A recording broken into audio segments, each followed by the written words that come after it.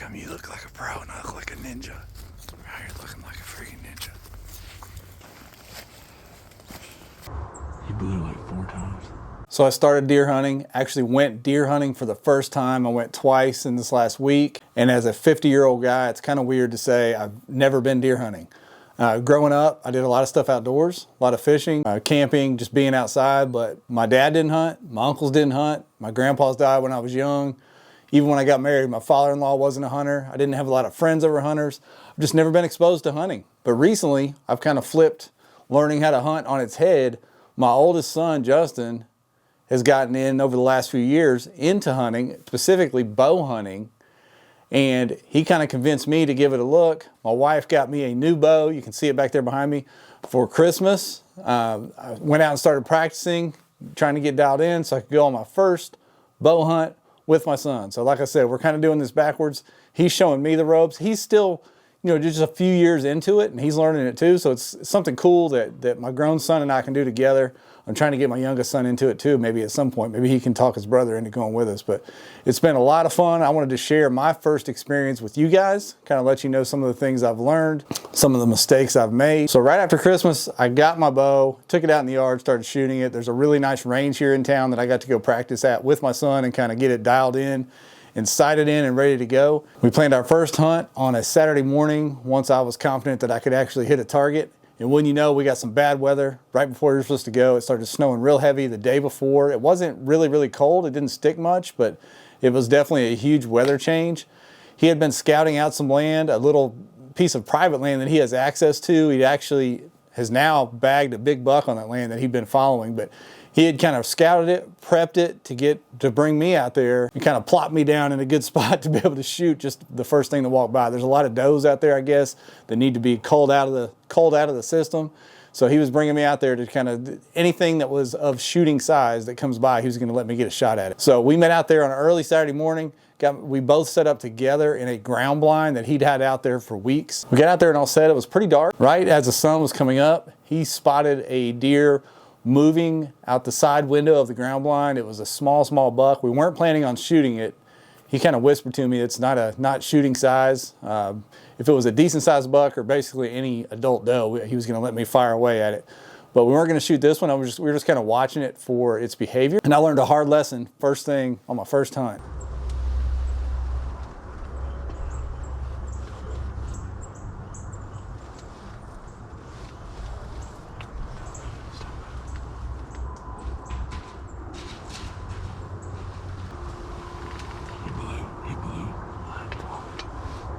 He blew like 4 times. I was kind of fiddling around trying to get a picture of this deer as we were in this ground blind. And I leaned down to just set my camera down, set my phone down that I was recording with.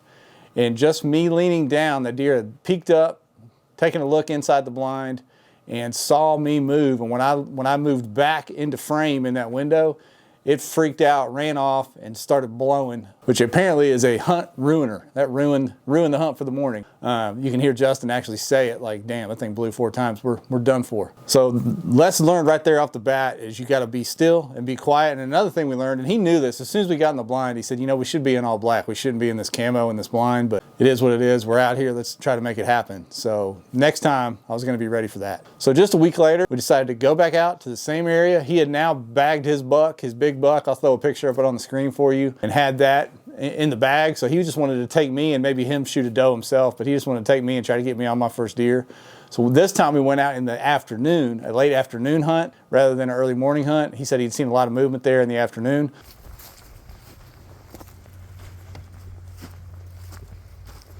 This kid looking like a pro. How come you look like a pro and I look like a ninja? Yeah.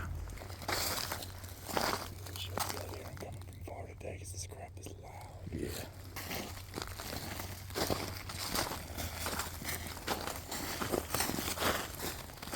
So we got out there, got set up in that same blind, except this time he left me in the blind by myself, dressed in all black, blacked out, looking like a ninja out there. And he got up in a saddle in a tree nearby. I could still see him if I leaned and looked out the window. So he'd have a different vantage point. I'd have more room to move in the blind. We were good to go for the evening. All right, y'all. Set up in this blind.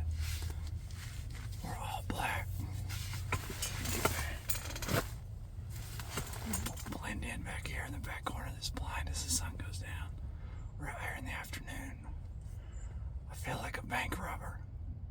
But I was told this is the best way to do it if you're going to be inside a blind like this with black walls. It's 25 degrees, but it's hot in here.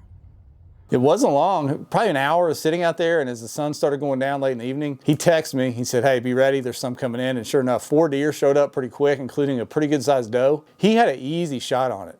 He could have shot it from his saddle pretty easily, but he wanted to wait and let it come in to me, and it never did. It never would get close enough to me to get a shot on it. And I think we saw 7 deer that night, and those first 4 that we saw actually circled in behind me when it got dark in the blind. He had to scare them off, but we saw 7 deer that night. None of them got close to me. He had a shot on the biggest doe if he wanted to take it, but he didn't. He was kind of letting it try to get close to me.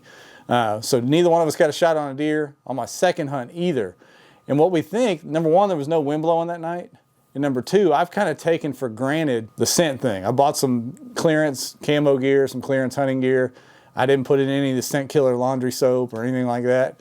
I just kind of went out there blind, and he thinks they'd been coming real close to that ground blind. He'd left it out there for weeks. They wouldn't get close. They wouldn't come up close. He was in the saddle, and he'd watch them kind of start coming up the hill, pause, and then go off the other direction. So now I've got all the stuff I need to make sure I can control my scent next time so that doesn't happen. I was real quiet this time. No sudden movements, didn't scare them off. So 2 hunts in, no deer down. I won't post another video until I get one down, but I wanted to share some lessons I learned. Number 1, I didn't realize, I knew you had to be quiet, but noise is a huge, huge factor. You've got to be ultra quiet, be very mindful of your movements, very mindful of your steps going out there. 2, your scent. I kind of blew that off like these guys are crazy. You don't need to do all that. Well, if the wind's blowing in your direction, you're in trouble. Even if the wind is right, from what I can understand, you still want to have your scent right. So as you're scouting around in there, walking around in there, you don't want to be leaving a scent trail. So the next time you come back, it's not all messed up. And really, I learned this on my first hunt, which is any sudden movement is bad news, especially if you've got any kind of silhouette behind you. That second hunt, I knew to go into that ground blind all blacked out, so my movements would be masked and disguised. But that first one taught me how little movements can really mess up your hunt. Another thing I learned out there, your feet get cold. If you're sitting still and not walking around, just sitting in a blind, my body, hands, everything was fine, but my feet got cold. So I've upgraded my boots, socks, can try to make that not happen again. It was really cold, especially that second time. It got down in the 20s. It was really, really cold. And then just the first week, my first experience being out and hunting in the woods. I've done a lot of hiking and camping, I guess, over the years, but to sit there still hunting, waiting on the animal to come through, you get to really appreciate how much is going on around you, all the nature and the animals moving, squirrels, birds, everything that's kind of happening all the time that you kind of take for granted and don't even think about in your daily life, driving up and down the highway and doing whatever you're doing. So I understand a little bit now about what my friends have said about the peace that you get from being out in the woods. Anything else, any tips y'all can give me for a complete rookie hunter, please put them in the comments. If you saw anything that I did wrong or we need to improve there in this short video, please tell us. I'd love to read about them in the comments. And please go follow my son's channel. He's going to put up a video about that big buck he just killed, Malott Outdoors, M-A-L-O-T-T Outdoors. I'll put that in the description of this video. But the next video I drop that is hunting related, it will be first deer down. So that's the plan. Next time out, I'm going to try to drop one and get that on video for you guys. Appreciate y'all watching. Please hit that subscribe and like button before you get out of here.